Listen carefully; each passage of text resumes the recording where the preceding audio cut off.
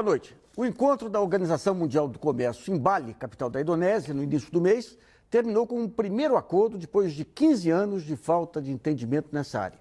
O pacote OMC, chamado Doha Light, tem como objetivo ajudar países em desenvolvimento com isenção de tarifas alfandegárias, compromisso de reduzir o subsídio na agricultura e a eliminação do excesso de burocracia no mercado internacional. O Ministério das Relações Exteriores do Brasil considerou que o Acordo de Bali reabriu o caminho para a atualização e o fortalecimento do sistema multilateral do comércio mundial.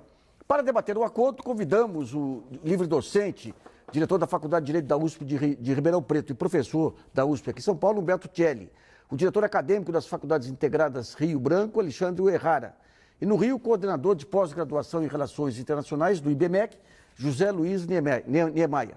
E também contamos com a colaboração da jornalista Priscila Kersh, que irá selecionar perguntas encaminhadas pelo portal www.brasilianas.org. Nesse primeiro bloco, vamos falar do significado desse destravamento da rodada de Doha. Eu queria que o Humberto fizesse um rápido histórico, desde os primeiros da rodada do Uruguai, tudo, o que ocorreu rapidamente nesse período aí, para a gente entender um pouquinho o significado dessa reabertura das negociações. Bom, nesse período, desde a rodada Doha, que consagrou a OMC, praticamente os temas que foram consolidados na rodada do Uruguai tiveram pouco avanço. Ou seja, temas importantes na área de serviços, o comércio de serviços, não teve evolução. Outros temas ligados ao destravamento tarifário não tiveram evolução. Assuntos relacionados à propriedade intelectual não tiveram evolução. Outros temas importantíssimos, como investimentos internacionais, que precisariam ter sido negociados ao longo desses 15 anos, desde a entrada em vigor do OMC, não tiveram uma negociação exitosa. Portanto, ao longo desses 15 anos, nós tivemos poucos avanços, realmente, né? O resultado do OMC hoje é o resultado da rodada do Uruguai, que começou lá em 86, terminou em 94, numa época em que nós podemos dizer que a Organização Mundial do Comércio era uma organização moderna.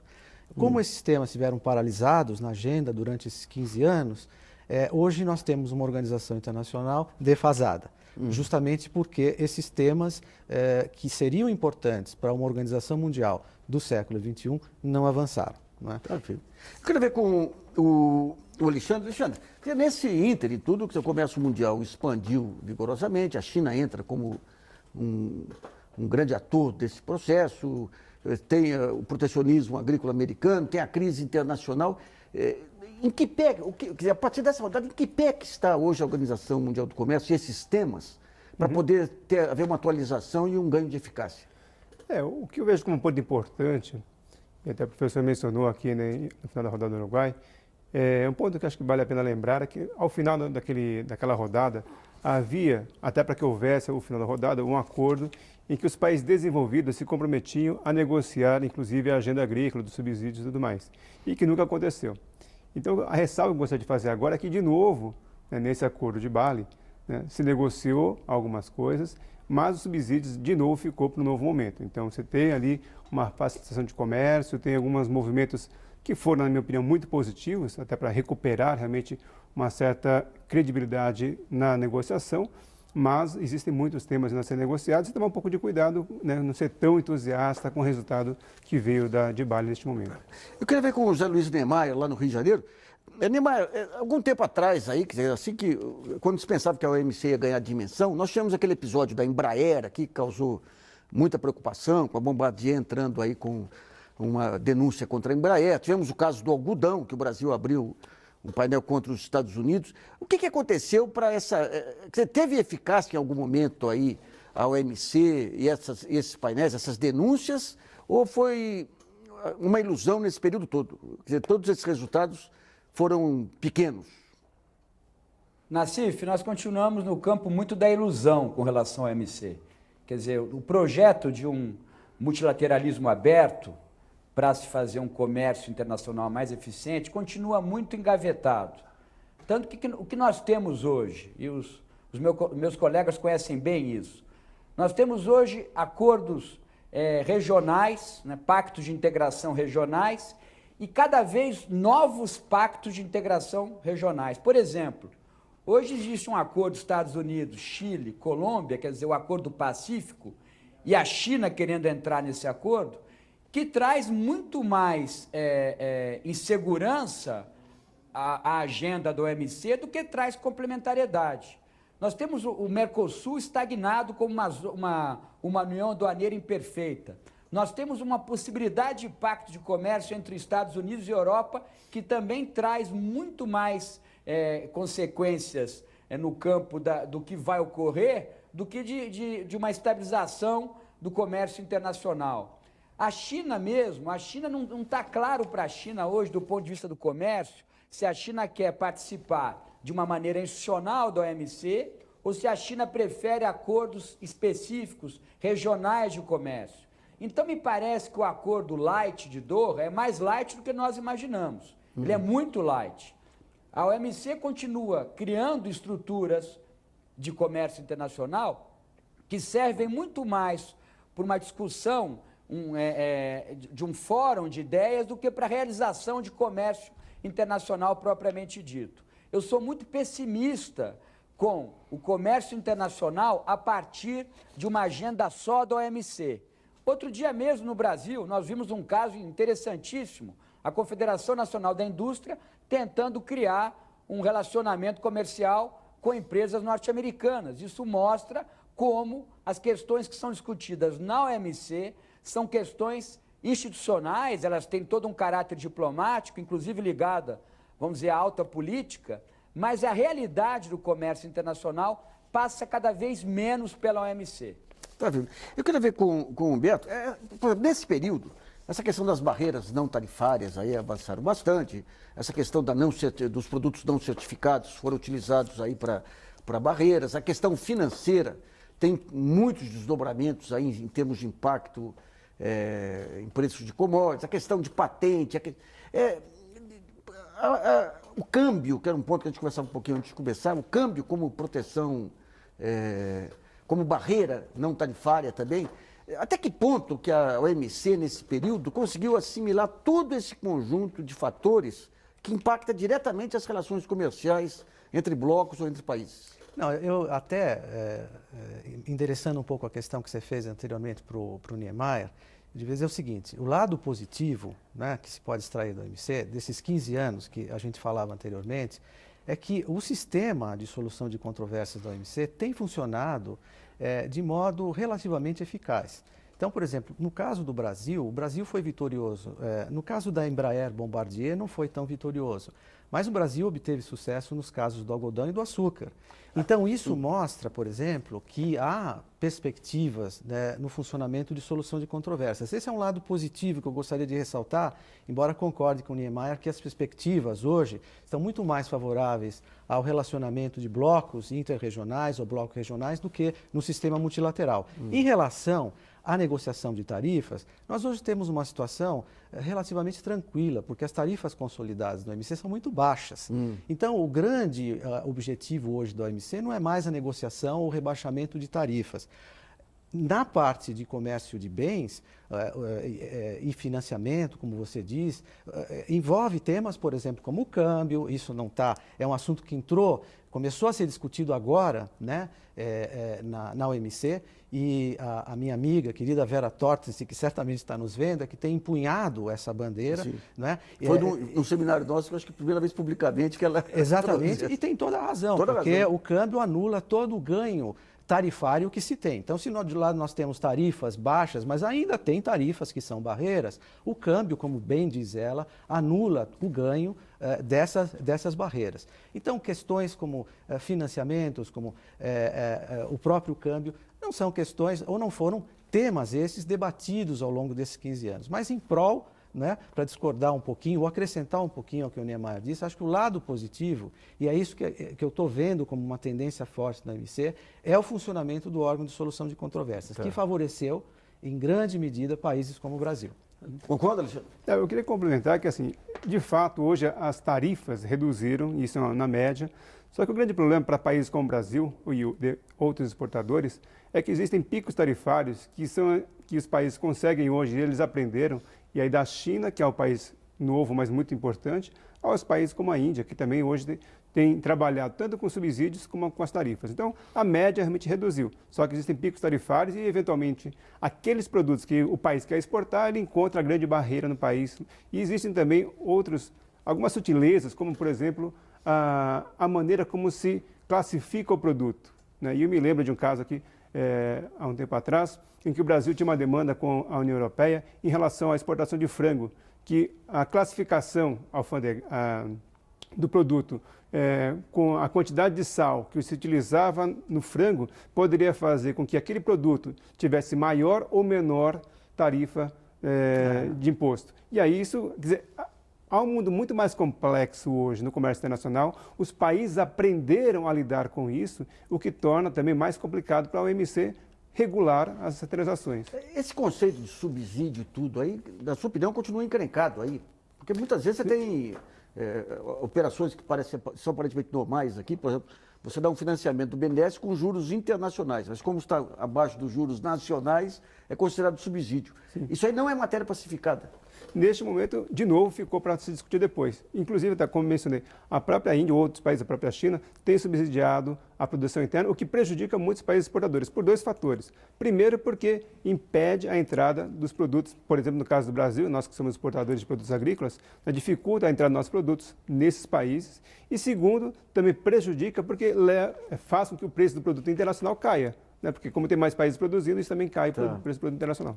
Eu queria só comentar, eu concordo integralmente com isso, mas o que é preciso verificar, por exemplo, se nós formos levar ao pé da letra, por exemplo, no Brasil, o BNDES concedeu subsídios à indústria automobilística no Brasil. Todo mundo sabe que esses subsídios, inclusive vinculando a produção nacional, peças nacionais, componentes nacionais, o processo produtivo, tudo isso, se a gente for levar ao pé da letra, viola um dos acordos do OMC, que são os TRIMs, que são os acordos relacionados a investimentos. Então, realmente, se levar isso ao pé da letra, se isso tivesse sido levado a um tribunal, aos tribunais da OMC, o Brasil provavelmente não teria tido êxito. Então, realmente, mas não é só o Brasil que subsidia. Então, o Brasil subsidia, a China subsidia, outros estão subsidiando. Então, atualmente, por causa da crise, então se fez tábula rasa disso. Agora, a questão bem colocada pelo Alexandre é a questão dos subsídios agrícolas. Essa não teve solução. E na conferência ministerial de Hong Kong, a grande questão a grande meta, vamos eliminar os subsídios agrícolas, principalmente por parte dos países desenvolventes, até 2013. Não conseguimos isso. Então, dessa vez também o mini pacote de Doha não endereçou esse grave problema que são os subsídios agrícolas. Então, há uma diferença aí entre os subsídios para bens industriais e para os subsídios agrícolas. Eu quero ver com o Niemeyer, essa questão dos juros de financiamento, que quando você traz a valor presente aí, financiamentos de longo prazo, dá uma diferença brutal. Isso foi, o Brasil durante um tempo ele defendia a tese de que se o BNDES oferece uns juros que em linha com os juros internacionais não é subsídio. Essa questão já foi resolvida ou faz parte desse imbróglio monumental aí que a OMC ainda não conseguiu resolver?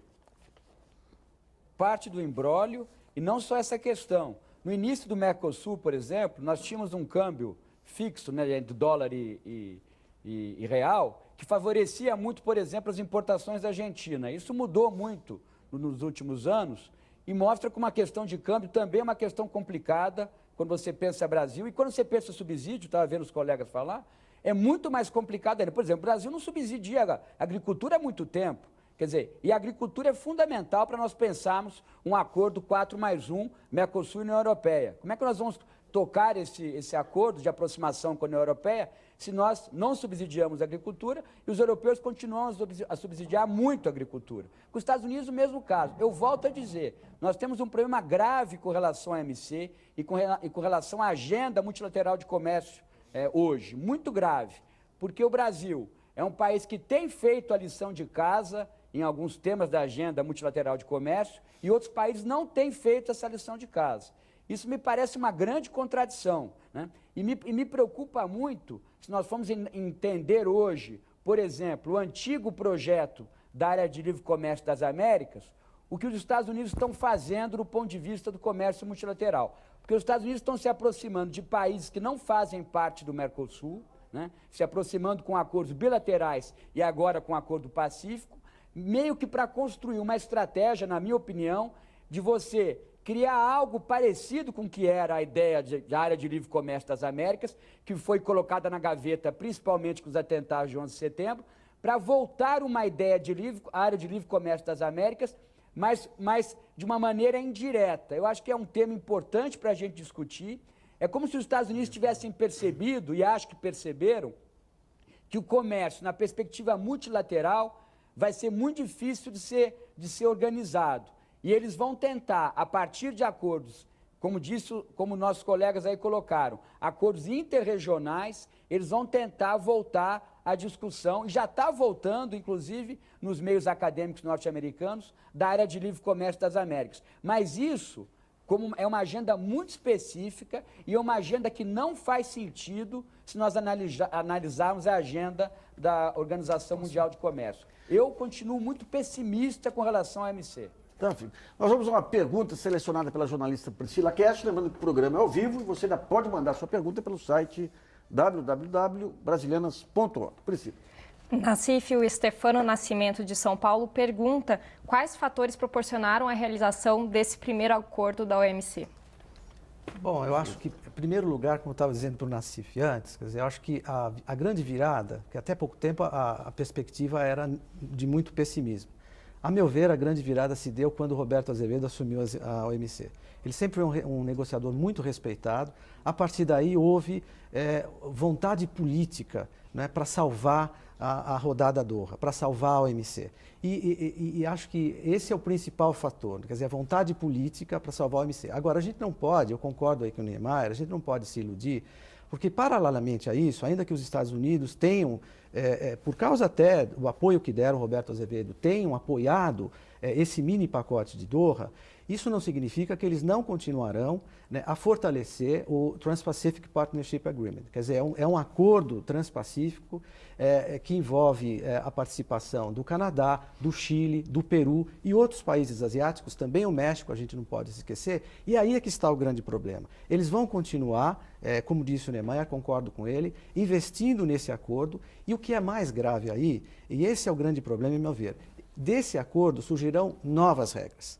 Essas regras, como eu disse anteriormente, a OMC é uma organização do século passado. Ela não se atualizou. E essas regras estão sendo criadas no âmbito desses acordos. Então, nós temos regras, como eu disse, para investimentos, concorrência internacional, compras públicas, quer dizer, licitações. E essas regras variam de acordo para acordo ou está havendo uma convergência? Eles estão discutindo desse Trans-Pacific, dentro desse Trans-Pacific Partnership Agreement, e, por exemplo, regras de barreiras técnicas, padrões de produção de bens e até padrões de produção de bens de alta tecnologia, normas técnicas em geral, tudo isso está sendo negociado no âmbito desses acordos. E qual é o problema?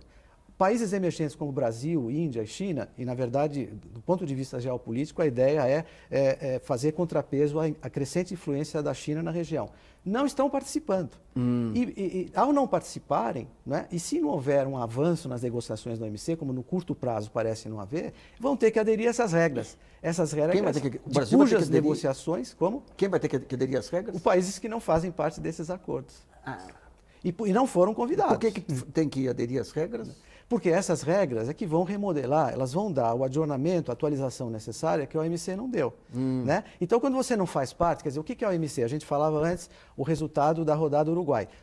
Por consenso, todos concordaram com as regras sobre serviços, sobre propriedade intelectual, né? Sobre a questão da agricultura. A OMC funciona por consenso, então todos concordaram com essas regras. Os que estão de fora hoje não vão participar das negociações que resultarão na criação dessas regras. Tá. Então esse é o grande problema que eu vejo, quer dizer, a OMC precisa agir muito rapidamente. Agora, eu concordo, eu acho que isso, o fato dos Estados Unidos terem apoiado agora não significa que eles não continuarão investindo suas fichas, principalmente nesse acordo, que é o mega acordo, e também no acordo com a União Europeia. Bom, nós vamos para o primeiro intervalo e Brasilianas.org volta já.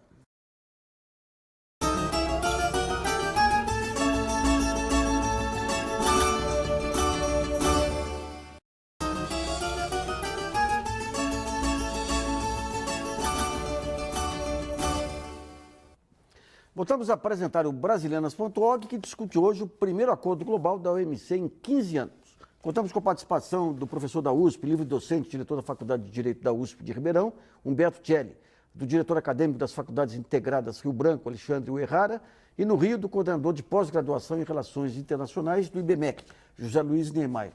Nesse segundo bloco, vamos tentar fazer aqui uma análise do pacote que vem sendo chamado de Doha Light. Quem ganha e quem perde com as diretrizes da proposta. Eu vou para o Rio, então, para uma avaliação do Niemeyer. Olha, quem ganha do ponto de vista político é a própria OMC. Já é uma grande vitória, depois de 15 anos, a gente conseguir ter um resultado, um documento mínimo onde se estabeleçam diretrizes. Mas tudo isso, mesmo sendo uma vitória da OMC, o evento em si, volto a dizer, tudo isso é muito subjetivo ainda perante as contradições que nós vemos hoje na área do comércio multilateral. Contradições por tudo aquilo que eu disse. Muitos blocos com interesses regionais, países centrais ou potências médias em cada um desses blocos e não conseguindo resolver questões específicas em áreas específicas das suas economias. Então a OMC tem vitória com esse acordo, mas é uma vitória muito no campo do idealismo e uma vitória muito pouco consistente do ponto de vista da realidade de comércio entre países e blocos.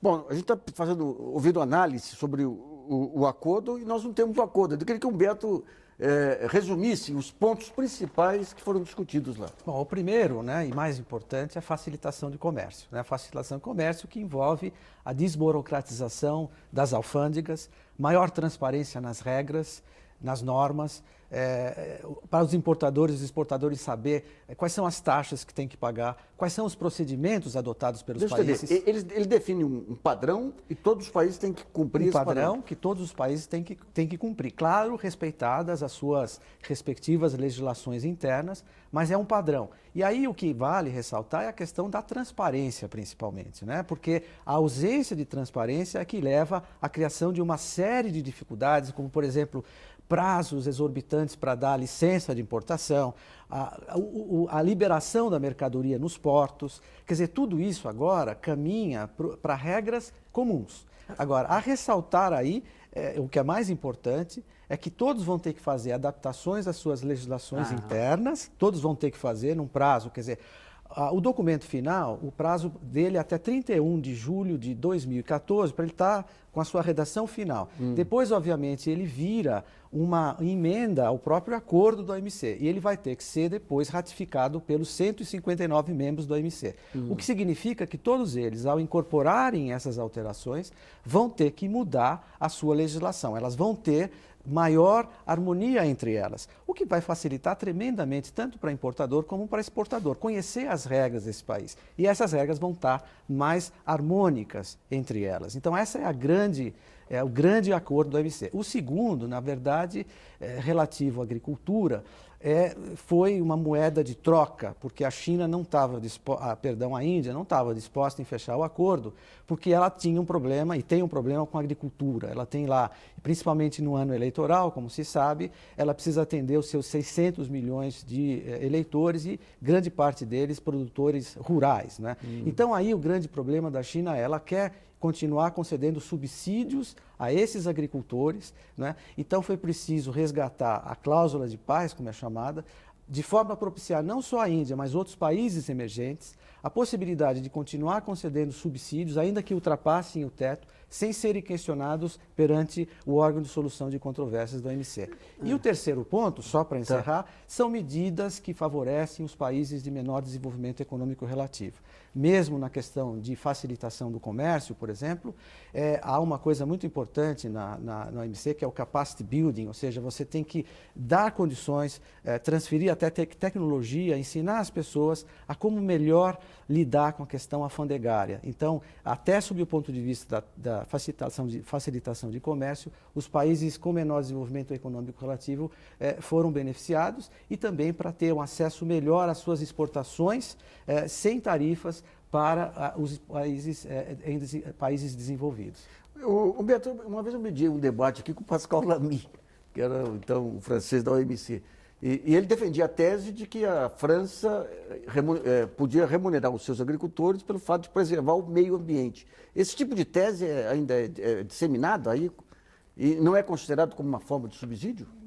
Na realidade, enfim, o Lamy tinha, apesar de ter sido um grande diretor-geral do OMC, evidentemente era francês, na verdade, né? Então, é um ponto de vista muito francês que não se sustenta. Na verdade, é continuar subsidiando, né, a agricultura da França, não adianta falar da questão ambiental, isso tudo não se sustenta, né? E, na verdade, a França continua sendo um dos grandes empecilhos para que, por parte da União Europeia, né, para que uma negociação entre o Mercosul e a União Europeia avance, justamente porque a questão dos subsídios continua sendo uma questão política importante lá na França. Eu queria ver, Alexandre, essa questão do Sul ter o produto agrícola, o Norte ter a indústria, o acordo, de alguma maneira, ele estratifica essas relações de comércio aí, ou ele abre espaço para novos players surgirem eventualmente aí? O que eu vejo, só para retomar alguns pontos anteriores, assim, que todos os países, em algum momento, são mais ou menos protecionistas ou promovem alguns subsídios. Acho que isso na história dos países desenvolvidos hoje que promovem subsídios e defendem uma maior liberalização agrícola, industrial, isso é comum porque eles já estão desenvolvidos na parte industrial e têm uma competitividade, enquanto eles querem, então, abrir os países menos desenvolvidos para os seus produtos. Esse é um ponto importante. Então, essa desigualdade existe e são fases, vamos dizer assim, do desenvolvimento econômico de cada nação.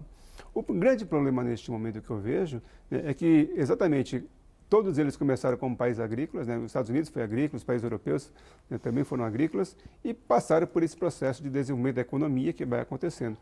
O grande problema que eu vejo dos países do Sul hoje é que eles estão um passo atrás ou dois atrás, né, no processo de desenvolvimento agrícola, e quando chega para desenvolver a parte industrial, encontra grandes barreiras. Primeiro porque já países com uma economia desenvolvida com produtos que chegam baratos e muito competitivos, e os países não podem se proteger agora, né, dentro da OMC, porque não pode aumentar a tarifa, tem vários regulamentos que já foram formalizados, inclusive defendendo interesses dos países já desenvolvidos. Então, você tem uma relação de desigualdade muito grande, né? E a própria OMC reflete um pouco isso, na minha opinião, né? Um pouco do ceticismo que o Niemeyer apresenta também está relacionado com isso. Isso é para voltar um pouco no tema que é quem ganha neste momento. Eu vejo que o Brasil tem um ponto positivo nessa negociação no Acordo de Bali, pelo fato de que o Brasil depositou todas as suas fichas no multilateralismo, né? Como foi dito várias vezes aqui, o Brasil tem poucos acordos regionais, né? Tem alguns países ali, o Mercosul e alguns países que são parceiros, uma grande negociação grande pela extensão de tempo com a União Europeia, né? A ALCA que não se desenvolveu, que está parada. Então o Brasil depositou essas fichas no multilateralismo e isso não avançou. Então o fato de você recuperar, né, a OMC, ou um pouco do status da OMC, isso é favorável ao Brasil, porque cria pelo menos a expectativa de que o Brasil possa recuperar um pouco da perda de mercado. Isso é para finalizar aquilo que o professor Humberto mencionou, o fato de o Brasil não ter negociado com os outros países, se agora sai o acordo transpacífico ou transatlântico, né, se o Brasil não estiver dentro desses acordos, o que vai acontecer é que o Brasil não conseguirá exportar para esses países, porque vai ter um acordo que vai reduzir tarifas, vai ter eventualmente critérios técnicos, e o Brasil não fazendo parte desses acordos, ele vai perder mercado. Então, o acordo multilateral é fundamental para o Brasil neste momento. Fazer só um comentário, eu queria só dizer, para mim, o grande vitorioso disso foi a China, né? A China foi a grande ganhadora, a meu ver, principalmente por causa da facilitação de comércio. Com isso, ela vai poder exportar ainda com maior facilidade. Você estratificou o câmbio dela do jeito que está, você estratificou a situação internacional com uma vantagem competitiva para ela monumental, né? Ela tinha esse tipo de barreira, quer dizer, enfrentar as alfândegas de cada um dos países, então, a meu ver, ela foi a grande vitoriosa. Eu concordo com o colega, com o Alexandre, em que o Brasil apostou suas fichas e, a meu ver, acertadamente no OMC até determinado ponto, digamos assim, até 2008, quando se percebeu que as negociações não iam avançar, e essa estratégia foi acertada. E está demorando para seguir os caminhos que os outros têm seguido, né, para costurar acordos regionais. Mas se apostou numa estratégia que não deu certo... Então, até certo ponto ela funcionou. Eu acho que até certo ponto, a meu ver, o correto era apostar suas fichas no multilateralismo. Mas, Roberto, né? está parecendo o seguinte, eu tenho uma rodovia aqui, até o quilômetro 180 ela está ótima, depois tem um buraco. Mas então, até o 180 eu fui bem, mas eu não chego lá porque tem um buraco. Não. Agora tem que recuperar fazendo esses acordos. Né? Mas até determinado momento, eu acho que agiu correto. Depois perdeu o timing, essa que é a verdade. Bom, vamos a mais uma pergunta selecionada pela jornalista Priscila Castro. Lembrando que o programa é ao vivo e você ainda pode mandar a sua pergunta pelo portal www.brasilianas.org. Priscila. A Renata Oliveira, de São Paulo, se apoia num comentário de especialistas dizendo que se o acordo Doha Light for cumprido, vai haver $1 trilhão injetado na economia mundial. E aí ela pergunta quais setores brasileiros iriam se beneficiar com isso. Neymar, você que está pessimista aí, esse número tem algum significado para você? A minha visão pessimista, Nassif, tem muito a ver com o sistema multilateral de comércio. O posicionamento do Brasil, eu não sou tão pessimista com relação ao posicionamento do Brasil. Eu acho que ele ganha com o resultado agora da rodada. Concordo com os meus colegas, ele está numa posição um pouco intermediária de não ter participado de mais acordos, de ter ficado muito preso ao Mercosul, mas o Brasil, pelo menos na agenda da alta política brasileira, o Brasil sempre apoiou as iniciativas de um comércio mais aberto, de um multilateralismo aberto na área do comércio. Então o Brasil vence, tem uma vitória. Mas como sempre, a diplomacia brasileira, ela gosta de perder de pouco várias vezes para ganhar algo no vetor final, né? Essa é uma característica, desde o Rio Branco, da diplomacia brasileira, que a gente tem que analisar também. Com relação à questão dos investimentos, o Brasil tem um posicionamento interessante. O Brasil continua sendo uma plataforma importante de exportação de automóveis, por exemplo. O Brasil, na minha opinião, será o grande país fornecedor de energia no mundo. E quando eu falo energia, não é só petróleo, é petróleo, alimentos. O Brasil é o país que mais desenvolve alternativas na área de energia, ele vai poder exportar isso. Na área de serviços ligados à produção de energia, o Brasil tem cada vez mais know-how. Então, o Brasil se beneficia, no geral, quando a gente pensa comércio em uma perspectiva mais aberta. Agora, o que me preocupa muito é que aqueles que são mais idealistas do ponto de vista do comércio têm que sempre tomar cuidado, porque alguns países centrais, não é só os Estados Unidos, não, concordo com os colegas, a China tem um papel fundamental, a Índia tem um papel fundamental, até a Argentina, se a gente for compreender hoje o governo Kirchner na área de comércio e na relação com o Brasil dentro do Mercosul, a Argentina tem um papel, muitas vezes, que se posiciona contra o Brasil. Então, eu acho que o Brasil, olhado individualmente, é um país que ganha com essa negociação, principalmente do ponto de vista político. Agora, o Brasil precisa tomar cuidado para entender, e diplomacia isso, qual é a agenda dos outros países, para o Brasil não ter uma postura quase de ingênuo nessa área, né, Nassif? De acreditar que teremos algo aberto, institucional e progressista, mas, ao mesmo tempo, seus vizinhos ou países centrais cada vez mais buscando acordos muito baseado na sua agenda regional de comércio. Tá. Então, eu queria ver essa questão dos interesses dos parceiros, Roberto. A gente vê a União Europeia, aquela crise danada lá, precisando exportar até para garantir os seus empregos. A China, apesar das mudanças internas, precisando exportar para garantir os seus empregos. Aí o Japão querendo desvalorizar a moeda para exportar. E o Brasil entrando num jogo em que vai haver mais flexibilização do mercado, do comércio internacional, com um câmbio aí e com um custo interno aí que o torna pouco competitivo. Por que o mundo ainda não... De que maneira que, digamos, todas essas intenções conflitantes dos países estão amortecidas? A gente não percebe um impacto de guerras comerciais como você tinha algum tempo atrás. A crise, o que a crise fez com essas guerras? Bom, eu acho que no caso do Brasil você tocou num ponto fundamental, né? Porque nós verificamos até agora o crescente número de investigações antidumping no Brasil, né? Quer dizer, isso mascara um problema. Quer dizer, na verdade, há os subsídios para exportação de produtos chineses, há dumping também, quer dizer, eles entram aqui no mercado brasileiro e estraçalham a concorrência, tudo isso. Então, quer dizer, a questão do dumping mascara um problema que é a ausência de competitividade de grandes setores da indústria Por exemplo, brasileira. a indústria né? de máquinas e equipamentos diz que tem equipamento japonês que o preço, chinês, que o preço não paga nem a matéria-prima. Exatamente. Então, quer dizer, primeiro, o Brasil, para se falar se ele vai ser beneficiado pelas parcas negociações ainda ou não, é preciso que ele faça, como o Niemeyer disse, é preciso que faça a lição de casa, começar pelo aumento da competitividade das suas empresas, que não se adquire por meio de proteção por base de direitos antidumping, etc. Precisa reduzir sua carga tributária, resolver problemas de infraestrutura, que são problemas que nós vemos que estão, fazem parte da nossa realidade e que nós não vemos uma solução de curto prazo para eles. Então, se de um lado vai haver maior abertura, né, a partir dessas negociações da Doha Light, de outra, a gente tem que se preocupar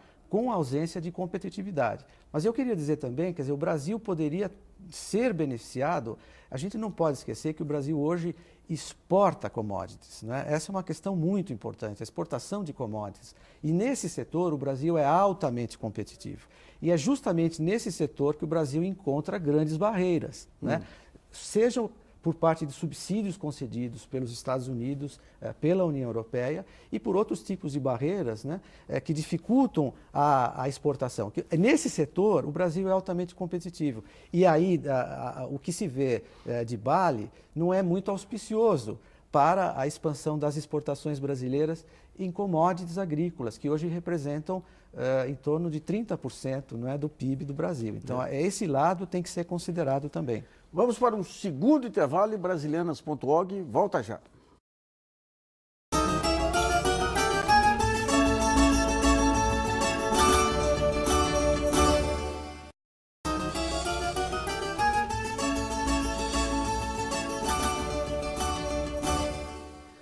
Voltamos a apresentar o Brasilianas.org, que hoje analisa o primeiro acordo global da Organização Mundial do Comércio em 15 anos. Nesse último bloco, a questão é o que esperar daqui em diante em relação aos novos passos aí que o Brasil deve adotar em função dessas mudanças de Doha Light aí. Eu queria ver primeiro com Humberto, a gente estava falando dessa estratégia multilateral que vem até 2008. Depois essa propagação aí de acordos bilaterais que o Brasil não entrou. Agora, em Brasília, há um desespero para fechar logo um acordo com a União Europeia, que seria a maneira de tirar o Brasil do isolamento. Eu queria que você explicasse um pouquinho esse movimento dos acordos bilaterais, a razão do Brasil não ter entrado lá e o que se pode esperar desse acordo com a União Europeia. Bom, em primeiro lugar, nós tivemos nos últimos anos uma expansão sem precedentes desses acordos preferenciais de comércio e, notadamente, dos acordos bilaterais de comércio, né? Hoje são 379 acordos em vigor, sejam eles regionais ou bilaterais de comércio, que a gente chama acordos preferenciais de comércio, e são 500 acordos já notificados ao OMC. Então, quer dizer, se a gente verificar, o Brasil não tem esses acordos, né? Tem acordos do Mercosul... Mas só para entender um pouquinho, vamos supor, os Estados Unidos faz esse acordo aqui do Pacífico aqui, estabelece um conjunto de preferências para esse país, mas ele tem outros acordos também. Como é? Cada acordo define preferência para os produtos que aqueles países especificamente... Exatamente. E não tem colisão entre esses acordos? Muitas vezes poderá haver colisões, né? Agora, veja, o interessante observar aqui é que os Estados Unidos têm um modelo definido de acordo, né? Por exemplo, ele tem Estados Unidos, Chile, Estados Unidos, Peru. É um padrão de acordo, né? Quer dizer, é claro que as preferências serão específicas para aqueles países. Se a gente pensar Estados Unidos e Chile, Estados Unidos e Peru, pode haver sobreposições, pode haver colisões sem dúvida alguma. Agora, ele tem um padrão. A União Europeia mudou o seu padrão de acordo regional recentemente. Hoje ela tem um acordo muito mais aberto do que era no passado. Então ela foi se adaptando às circunstâncias. A China tem um modelo de acordo que hoje é predominantemente bilateral, ela tem um modelo muito mais flexível, muito mais adaptável. E eu acho que os acordos bilaterais firmados pela China, inclusive com países aqui da América do Sul, esses têm uma probabilidade muito maior de colisões, né, do que os acordos firmados pelos Estados Unidos, porque ele já obedece a um padrão. O da China está em formação. E eu acho que o Brasil agora, nessa busca pelo tempo perdido dos últimos anos, tem que estabelecer também um modelo de acordo. Né? Um modelo de acordo. Não existe ainda esse modelo. Não existe esse modelo. Quer dizer, negociar, por exemplo, com a União Europeia, tem alguns grandes temas que o Brasil já sabe como negociar, como a agricultura. Por exemplo, o Brasil não tem um modelo para o comércio de serviços, né? Se pauta muito no modelo ainda do OMC, quer dizer, não tem um modelo definido para isso. Então, quer dizer, o que o Brasil precisa buscar com urgência é o seu próprio modelo, não é, para celebrar esses acordos regionais. Até há pouco tempo se pensava, né, a OMC desistiu de fazer uma análise minuciosa desses acordos em 2006. Foi quando ela concluiu que não haveria mais a possibilidade de analisar a compatibilidade desses acordos com o sistema multilateral. Daí ela criou um mecanismo de transparência. E esse mecanismo de transparência obriga os membros a notificar a celebração, a assinatura e a entrada em vigor desses acordos. Então, o que nós passamos a ver de 2006, 2008 para cá foi essa proliferação sem precedentes no mundo em que 3 grandes blocos, com exceção de 2 grandes blocos, têm os seus modelos já definidos, a China não tem e o Brasil não tem um modelo. Então, eu queria ver com o Alexandre, um dos grandes desafios brasileiros é melhorar a exportação, a produção de manufaturados aí, que é o que garante realmente o dinamismo da economia e que pese toda a importância do agronegócio. Esses acordos com países industrializados, União Europeia, tudo, o que, na sua opinião, pode melhorar, por exemplo, para a exportação de manufaturados brasileiros? Bom, retomando só um ponto que já foi falado aqui e que eu considero fundamental para responder a sua pergunta, é que com o acordo agora de Bali, que vai vislumbrar aí uma facilitação de comércio e algumas outras facilitações, inclusive em termos de tarifas, de regulamentações, na minha opinião, isso vai tornar muito mais claro o problema que nós temos no Brasil de infraestrutura. Porque isso vai tirar algumas coisas que tinham peso no custo da importação e da exportação, isso vai diminuir para todo mundo, mas o nosso custo de infraestrutura vai continuar alto. Então vai ficar mais evidente para nós as dificuldades que nós temos de exportação. Então temos que tomar medidas... Ou seja, à medida que você torne mais eficiente a parte de entrada e saída, e aparece mais as diferenças em relação a... Exatamente. Ou seja, o produto importado fica mais competitivo porque o nosso tem que passar por todos esses... Exato. Então não é só querer alcançar o mercado externo, mas também o produto externo vai chegar aqui mais competitivo. E isso é um problema. E retomando um pouco do tema aqui do Mercosul, dos acordos do Brasil, que o Brasil precisa fazer, é um problema que no passado, aí eu digo que realmente deu um resultado no passado, que foi o Mercosul, nos primeiros anos, até porque havia a chamada desgravação automática. Então houve uma intensificação das relações comerciais entre os 4 países membros, mas agora existe um grande problema no Mercosul, e para o Brasil em particular, que é a necessidade de negociação do 4+1. Ou seja, existe uma regulamentação no Mercosul que faz com que o Brasil só possa negociar com os outros países se os outros 6 países também assinarem conjuntamente. E isso dificulta muito. Quer dizer, a dificuldade com a União Europeia é exatamente por causa disso. Quer dizer, o Brasil tem as suas posições, mas precisa negociar com os outros países para chegar a um ponto de convergência e aí sim negociar com a União Europeia. E isso é muito difícil. Então, enquanto a China negocia sozinho, os Estados Unidos negociam sozinho, a União Europeia, como conjunto, ainda consegue estabelecer alguns pontos convergentes que conseguem levar negociações à frente. O Japão negocia sozinho e o Brasil negocia amarrado com os outros países do realidades Mercosul. econômicas E é um problema totalmente diferentes aí. Isso é uma decisão do Mercosul de 2000, né? Quer dizer, os países do Mercosul não podem negociar acordos comerciais isoladamente, né?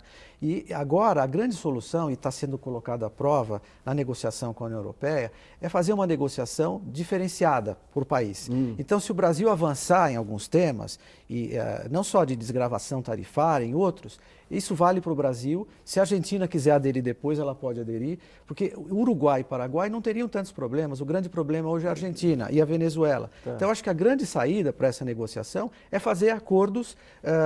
O Brasil tem seu acordo, Uruguai e Paraguai, e a Argentina adere depois, na medida da sua conveniência e oportunidade política e econômica. E não é o primeiro caso, né? Porque no México foi exatamente isso que aconteceu. Os 4 países negociaram com o México, depois juntaram os 4 acordos e fizeram acordo Mercosul-México.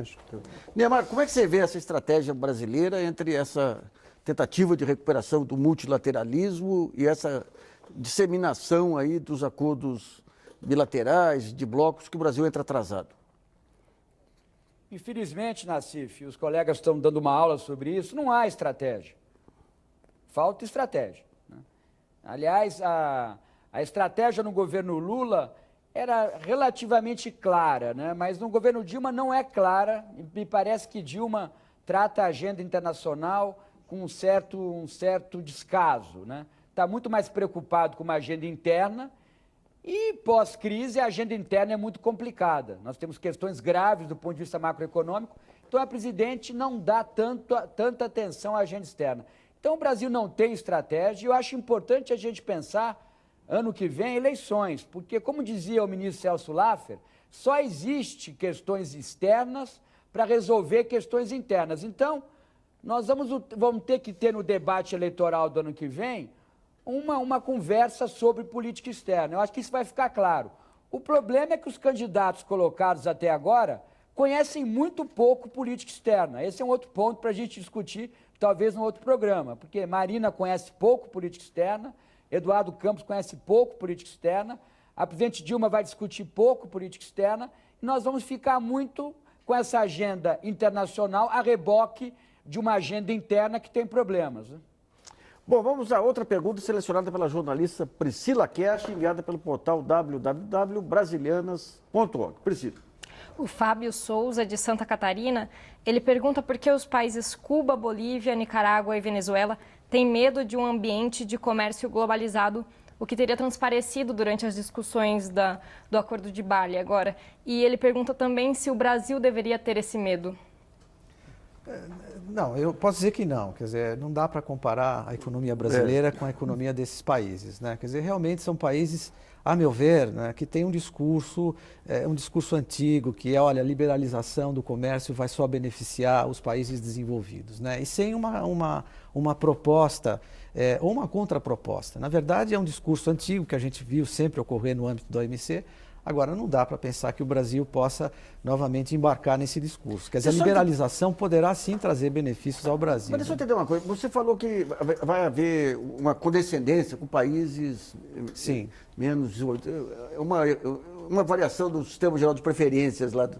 O Brasil, como é que se enquadra? Eu sei que o Brasil não é pequeno, mas como é que ele se enquadra? É por produto, por país, por economia? É uma questão muito interessante, né? Porque a gente está falando aqui da possível, né? Eu ainda não acredito muito, assinatura do acordo Brasil-Mercosul-União Europeia, mas o Brasil ainda se beneficia do sistema geral de preferências. Lá nos Estados Unidos? Não só com os Estados Unidos, não mais, mas agora vai expirar o prazo do acordo com a União Europeia.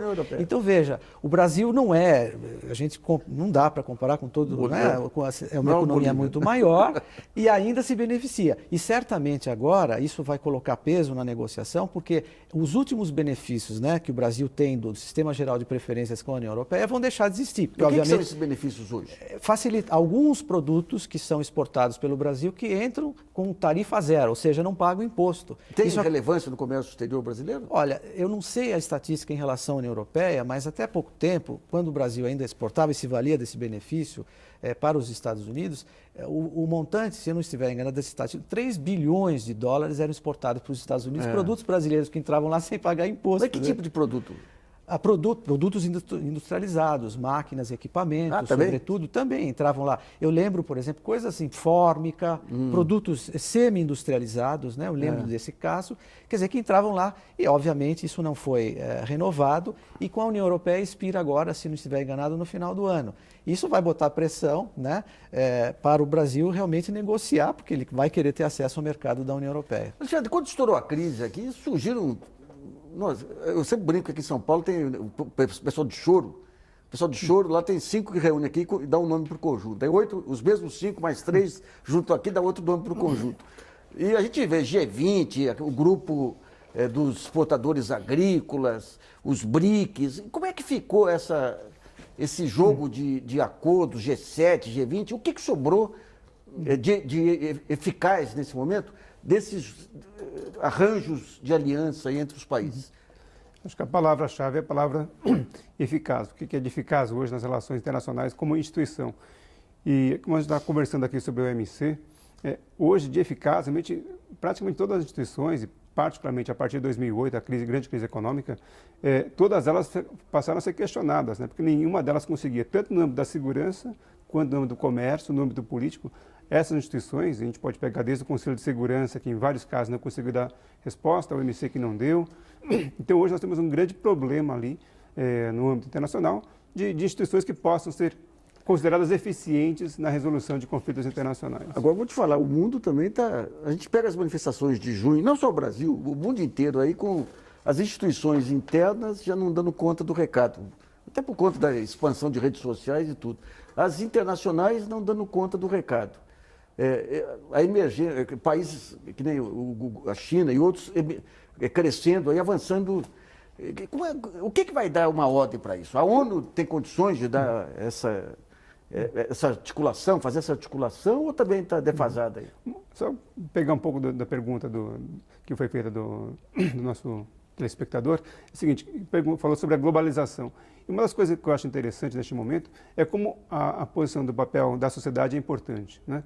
E isso, eu creio, na minha opinião, neste momento, é uma das formas em que algumas soluções podem vir, né? Que é assim, o global sendo discutido pelo local.